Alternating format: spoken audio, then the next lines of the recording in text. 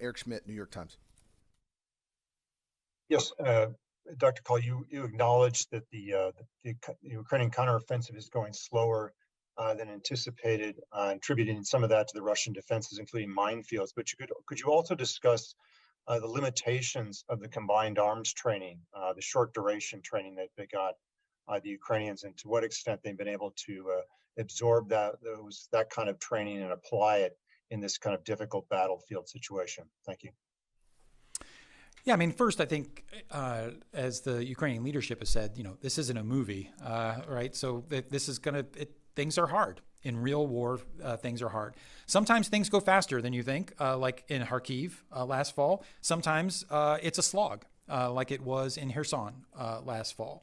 I think when you're talking about eastern and southern Ukraine, the Russians have had, during the winter, neither side was standing still, right? The Ukrainians, with our assistance and the assistance of the allies and partners, were building this mountain of steel for the counteroffensive. The Russians were digging in, laying minefields, anti-tank obstacles and barriers, trench lines. And so we always knew it was going to be tough. Eric, I think to your point about the combined arms training, I think we should draw lessons at the end, not in the middle. And I think we're only in the beginning of the middle. And I say that because, a number of brigades went through training in Germany and elsewhere by the United States and our allies to get them ready for this fight. It was truncated relative to, what a U.S. Army unit might go through. But I think the Ukrainians have regularly proved that they can kind of step on the accelerator pedal and be pretty proficient. It does, of course, it pushes them out of their comfort zone a little bit because this, has them employing fire and maneuver in a way that's more familiar to NATO forces than kind of forces that have a Soviet legacy and Soviet doctrine behind them.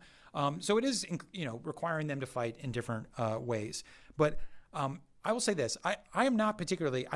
It is slower than we had hoped. Again, Ukrainian officials have said as much. But the Ukrainians have a lot of combat power left. And in fact, the majority of their combat power for this fight has not been brought to bear.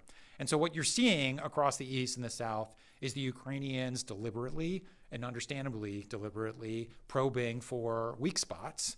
And I think the real test will be when they identify weak spots or create weak spots and generate a breach, how rapidly they're able to exploit that with the combat power that they have in reserve, and how rapidly the Russians will be able to respond. And Eric, I don't know the answers to either of those questions because we're not at the point in the battle yet.